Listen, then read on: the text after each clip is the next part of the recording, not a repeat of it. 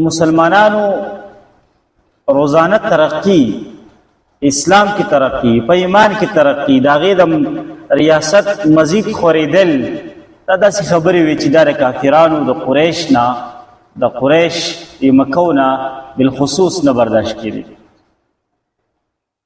صحیح ده که نه؟ نو هغې داسې وکړله چې قریش مکو او عیسایانو او یهودیانو په شریکه باندې پلانینګ جوړ کړو، منصوبې جوړه کړه او دا پخه اراده او عزم یې وکړو چې موږ به په دې ځل باندې په مسلمانانو حمله کوو او دا مسلمانان به بیخي ختمو، مسلمانانو دا جماعت به بیخي ختمو. دا اراده وکړه او ټول په یو پیج باندې شو، رايوځای شو او په مسلمانانو د حملې اراده وکړه. دې ته موږ قرآن وتا غزوه احزاب ویلی دي او تاریخ کې وتا غزوه خندق ویلی کیږي. صحیح ده؟ نو چې کله اراده وکړه نو مسلمانانو رسول الله صلی الله علیه وسلم مسلمانانو ته صحابه کرامو ته حکم وکړو چې تاسو د خندق کودایي وکړئ، د مدینې نه غیر چاپیره خندق وکنئ. نو دا خندق کنل ډیر ګران کارو او د دې کودایي هم ډیره زیاته مشکله وه او صحابه کرامو بزوړو کې جماعت او قلیل جماعت اولادونه زیات نو، مسلمانان دونه زیات نو د غزوه خندق په موقع باندې. صحیح ده؟ او د خندق کودایي چې دی د هغې لمبایي هم زیاته وه، د هغې ګهرایي هم زیاته وه، جوړوالی او چوړایي هم زیاته وه، یعنې دونه ګهرایي او چوړایي په کار وه چې د هغې سورلی چې کوم دی نو هغه عبور نه کي، پارې نه کي، روا پې نه وړي، دشمن پې روا نه وړي، داسې په کار وه او وخت ډیر کم دی. د جنگ حالات دي، سوچ کوا د جنگ حالات دي. رسول الله صلی الله علیه وسلم حکم وکړو، صحابه کرام لګیا شو انتهایی په مهنت او مشقت سره. د لسو صحابه او جماعت تبا یو ځای میلاو شو، یو ځای دونه دې ځای پورې به تاسو کودایي کوئ، دې ځای پورې به تاسو کودایي کوئ. دا ځایونه تقسیم شو.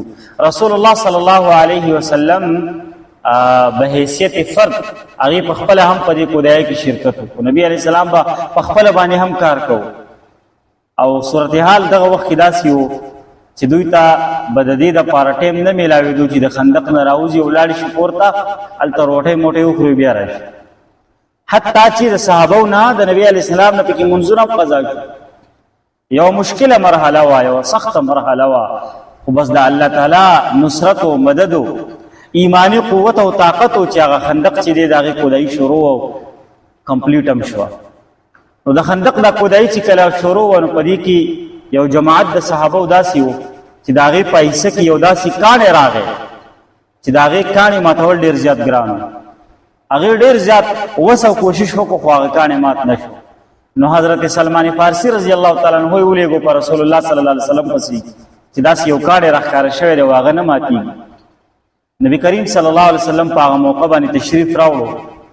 رسول الله صلی الله علیه وسلم په خپل دست مبارک کې کوداله واغسته او غزار یې ورکړو هغې کاڼي ته چې یو غزار یې ورکړو د هغې نه داسې چنګارې او شعلې اوچتې شوې او هغه شعلې د ډېر لرې لرې پورې لاړې. رسول الله صلی الله علیه وسلم وفرمایل چې په دې شعلو کې ما ته الله تعالی د فارس د هغې خلکو محلات او عمارات وښودله په دې شعلو کې. بیا یې بله کوداله راواچول، کاڼې ټوټې ټوټې شو او د هغې نه هم شولې وختې او شولې خورې شوې. رسول الله صلی الله علیه وسلم وفرمایل چې په دې شولو کې ما ته د شام محلات او عمارات وښودلی شوې. په نظر راله دریم کاڼې چې کله راواچو د هغې نه هم کوداله د هغې نه هم شولې اوچتې شوې چې هغې نه اوچتې شوې. رسول الله صلی الله علیه وسلم وفرمایل چې په دې کې ما ته د صنعای یمن محلات او عمارات الله تعالی وښودله. او بیا صحابو ته وفرمایل چې تاسو له زه زیری در کوم، خوشخبري در کوم چې زما امت هغه به په دې تمامو علاقو باندې غالب راځي، دا ټولې علاقې به د هغې په لاس فتح کېږي. دا زیری ورکو. نو چې کله رسول الله صلی الله علیه وسلم دا زیری ورکو او دا خبر منافقینو ته ورسېدو، یهودیانو ته ورسېدو، نو هغې مذاق شروع کړو، استهزا او ټوکې شروع کړې چې دې ته وګوره چې د خپل دفاع نشي کولای، د خپل دفاع دپاره خندق کنې لګیا دي او خبرې د صنعای یمن او د شام او د فارس کوي، دا ټوکې مذاق او دا گپ شپ او دا مسخرې شروع کړي. نو الله رب العزت دا آیت نازل کو، آیت نازل کو او پیغمبر ته او فرمایل چې ته دا دعا کوا او دې خلکو ته گویا دا پیغام ورکا چې بادشاہي ورکول او بادشاہي اخیستل دا د الله په قبضه قدرت دا د انسان د وس کار نه دی. عزتونه ورکول او ذلیل کول دا هم د الله په قبضه قدرت کې دي، دا د انسان د وس کار نه دی. د چانه بادشاہي اخلي او چاله ورکوي. نو هغه خلک چې هغې په سونو کاله بادشاہي کړي وه په شام کې، په فارس کې، په یمن کې، هغه د سونو کاله هغه اقتدار تس نشو، تباه برباد شو، ختم شو. او تاریخ وکتله چې مسلمانانو ته الله رب العزت دا ټول علاقې ورکړې.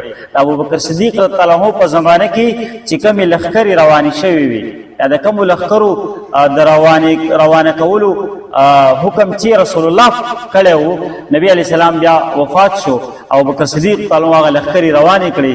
نو یو لښکر لاړو فارس طرف ته کسرا، او یو چې دی هغه لاړو چېرته شام ته. د حضرت خالد بن ولید رضی الله تعالی عنہ په کمانډ او سپه سالارۍ کې، د ابوبکر صدیق تعالی عنہ زمانہ 2 کاله او بیا د عمر فاروق زمانہ لګا.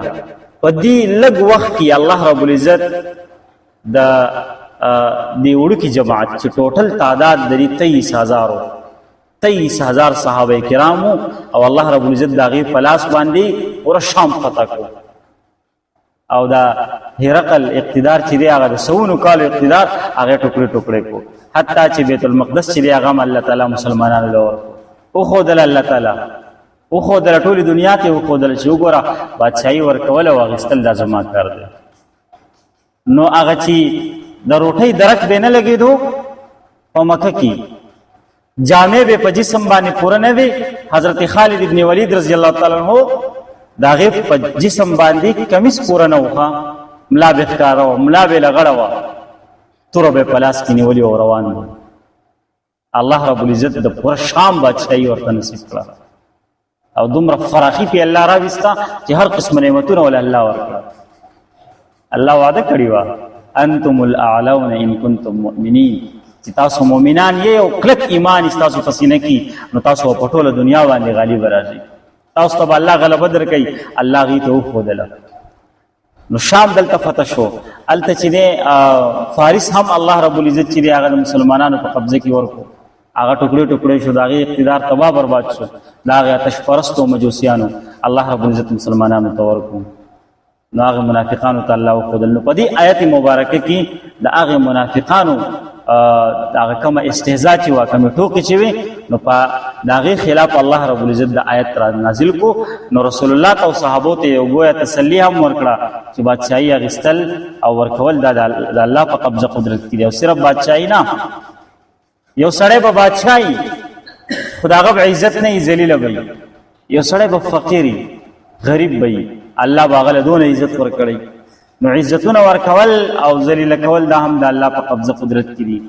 او دغه شانتي الله بیا مخکې فرمایي چې د ژوندي نه مړي راویستل او د مړ نه ژوندی راویستل دا هم د الله په قبضه قدرت کې، د دې مالک هم الله دی. نو انډه چې ده انډه د دې یو مثال دی، انډه نو د انډې نه چې دی چرګ راوځي، ژوندی چرګ، انډه خو بېجان څیز دی، الله ته چرګ راوباسي. ایا دغه شانتي نطفه ده د انسان، نو نطفه یو بېجان څیز دی، د هغې نه الله تعالی روغ انسان راوباسي. صحیح ده. او د ژوندي نه چې دی نو د چرګې نه چې دی انډه راوځي، مړه ده که نه، انډه بېجان څیز دی، او چرګ جاندار څیز دی، د جاندار نه بېجان څیز راووتو. یا انسان جاندار دی، نطفه بېجانه ده، نو د انسان نه چې دی هغه نطفه راووته، نو د ژوندي نه مړی پیدا شو. صحیح ده. د دې دا مثال دی. یا د دې دا مطلب دی چې د عالم نه جاهل یا د جاهل نه عالم جوړول دا هم د الله په قبضه قدرت دی. یو سړی به عالمي، زوی به جاهلي، یو سړی به جاهلي، زوی ته به الله علم نصیب کړي. نو جهالت په منزله د مړي او علم په منزله د ژوندي. دا مطلب هم کېدی شي. نو خلاصه دا شوه چې تمام تر تصرفات چې دي دا د الله په قبضه قدرت کې دي چې الله څنګه غواړي هغسې کوي. الله دپاره څه مشکله نه ده.